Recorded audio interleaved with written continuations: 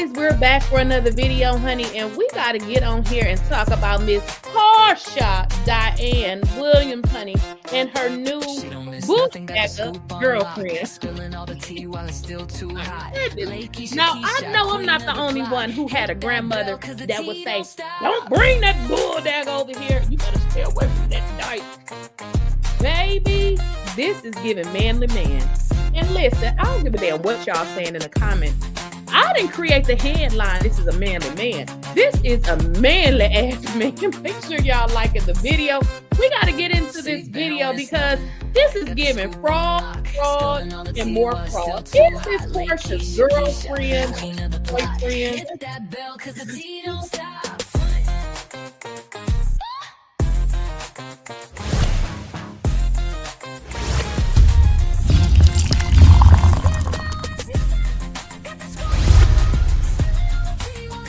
Please, I don't have any time for any gossip now.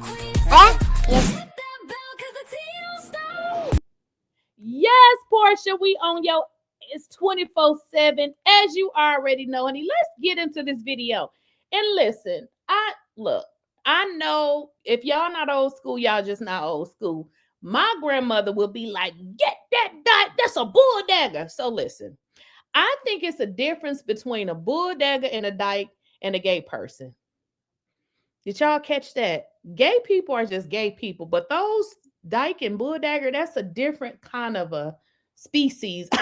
No, that's different.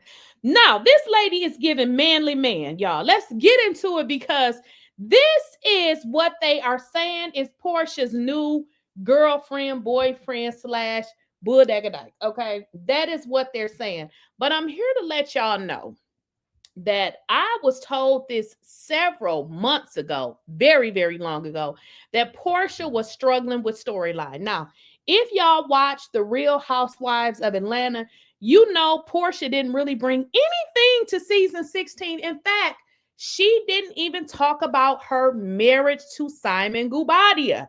Everything was, I can't talk about it, which was a lie because she could talk about it. There was never anything that said that she couldn't talk about it. Now, could she go into intimate things and disparage him? No, but she didn't have to disparage him and talk about her situation, which she didn't. So what people were telling me is the network was already over Porsha and her bullshit because they had hyped it up as if she was going to come in and we was going to be watching something on TV and we got absolutely nothing. So I was told that they told her, girl, listen, you will be talking about your ex-husband. You will be talking about everything because, baby, you gave nothing. Now, get into this.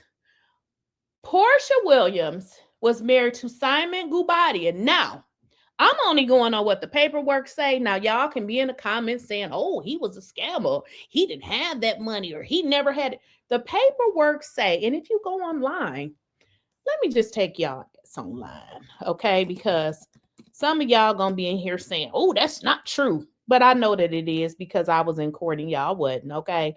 I know that it's true because I was in court and y'all wasn't. What they said in court, and this is in documents, paperwork that was provided in court during their prenuptial agreement, is that Simon had a network of $300 million. Okay. Y'all know they wasn't even married that long. So during the time that they were negotiating this prenup, his net worth was said to be at $300,000. Okay. Just hold on to that for a moment. Now, Porsha goes from did I say 300,000? I'm sorry. I meant 300 million. That's what it said. Let me look at it again, honey, because I know I know it said 300. Yeah, 300 million. 300 million. Correction if I said 1,000. Porsha goes from a $300 million man to a woman that said that she made 1.7 million renting out salons. I mean, there's nothing wrong with that, but Do y'all see the difference? Like, how do you go from sugar to shit? Like, something is just not adding up. Now, if y'all think this relationship is real, I'm here to let you know this is nothing but a storyline. Okay. This girl, I think her name is Patricia Sway. She seems like a nice person, but she is definitely an entrepreneur. And it looks like she is looking to, bring her brand into the spotlight. And if y'all know anything about the Real Housewives of Atlanta, a lot of people with money don't want to be on that damn show. They have a hard time. Same thing with Married to Medicine, retaining good, rich talent because nobody wants to be on these shows being exploited, people acting a damn fool. And then you got Married to Medicine. People just don't want to be over there because Dr. Heavenly acts a damn fool. But we're not talking about Married to Medicine. This is an upcoming person, okay? When I say up and coming person, what I'm saying is she has these multiple salons. It looks like she's trying to teach people to do exactly what it was she did to make that $1.7 million. Now, I'm not saying $1.7 million is not a lot of money, but what I will tell you, it's not a lot when you compare it to 300 million, okay? What's the percentage there, okay? Can somebody do the math and put it in the chat? So you're telling me Porsha went from a $300 million man to a woman that says she made 1.7 a whole damn life. No, I'm just joking. She said she made 1.7 million in this salon business again, which is good, but do y'all see where it's a little bit shaky? So Porsha is now with a woman who has branded herself to be a salon owner. This is not a true relationship. This is something scripted exactly for television. So you're telling me Porsha did not tell us anything about her $300 million husband the entire season 16, where she was supposedly getting all this money, but she was going to bring a $1.7 million woman to tell us get with the program. So what I've been told is that they is sick of Porsha ass already over there at Bravo. And they like, look, ho, if you cannot come with a storyline, it is going to be a problem because Porsha was hired to give story. Okay. So how do you get story? You either give it or you go out there and pay for it. Y'all must understand that it is people that you can give some money to and say, hey, we gonna fake a relationship. We've saw it over and over again. This relationship is not real. It's not real. This is strictly for TV. Let's get into this woman that she is, allegedly dating all of a sudden, and let's just get into what it is she does. Right. So even in the location, just give me a second here so I can hear it. because typically you have to have funding first, in order for the landlord to even want to lease to you. So sometimes we may have to go get a second round of funding. Once we actually find the property, we get a quote from the contractor, we realize you may need some more money, we'll get you a second round of funding. In regards to how quickly you can lease them up, it's 100% up to the business owner, honestly. Marketing is really, really big, and people will build these businesses and then they won't put any efforts into marketing. So that's just really up to the business owner. What I like to teach is pre-leasing. So just like the apartment complexes, we give them an amazing deal that we don't give once we're open. And we try to pre-lease these things out 30, 45 days before we officially open, so that once we're open, we're cash flowing. But if you actually put in the work and you utilize social media and you stay consistent and you use SEO and Google, you can lease them, I would say, within the first 30 to 60 days, you can be at least like 80% capacity, maybe 100% capacity. Right. So even in the event. All right. So there y'all have it. This lady does, she owns, what is it called? Salon Suites. When you go get your hair done, back in the days, you would go get your hair done and the person would have this huge salon. Well, now when you go get your hair done, it's a building with 30 little suites in there, and they're all individual business owners. They are all individual suite owners. What this lady Sway does is she gets these buildings, she pretty much chop them up, put them into different suites, and then she go and get people with an established clientele. Because I realized after reading some of her stuff in her video, she don't want no new person, honey. She want to establish with a clientele because she want to be able to collect that rent. So that's what she does, which is, hey, it's great. I'm glad she's out here creating an income for herself.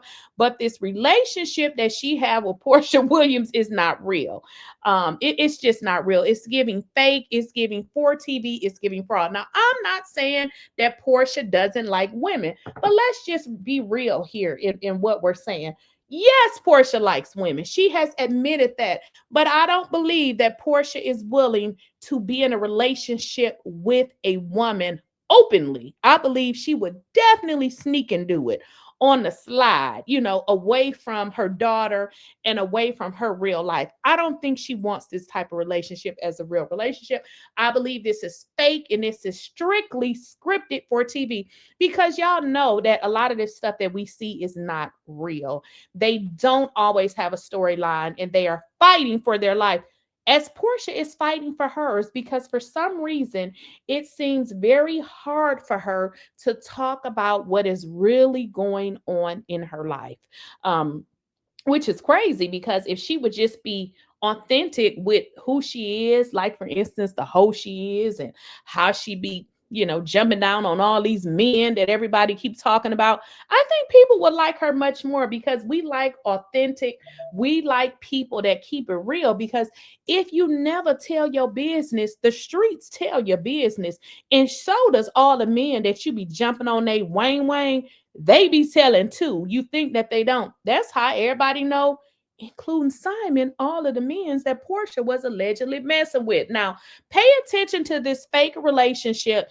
I bet you it won't last. It'll probably just last for this new season of Housewives. This is not a real relationship. This is strictly for the money. And like I said, this lady, Sway, is on the come up. She's looks like a huge marketer, and she's branding herself. She's putting herself out there. And I believe her and Porsha hooked up because, oh, another thing I forgot to tell y'all. I was also told that there is not a man. Y'all know it's a lot of men, right? In Georgia, she can't find not one that wants to film with her. No man wants to film with Porsha. No man wants to be in public with Porsha.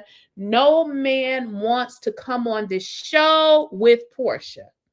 Now, I've been told that for a while. So it's a struggle with her. She couldn't get a man, y'all. She got a woman. I mean, there's nothing wrong with a woman if that's your thing. But I don't believe this is Porsha's thing like that. I think she's a freak, and this is the thing that she does behind closed doors. But I don't think this is real. Struggling for storyline, and that is pretty much what is given. Anything for a check, and this is exactly what this is here.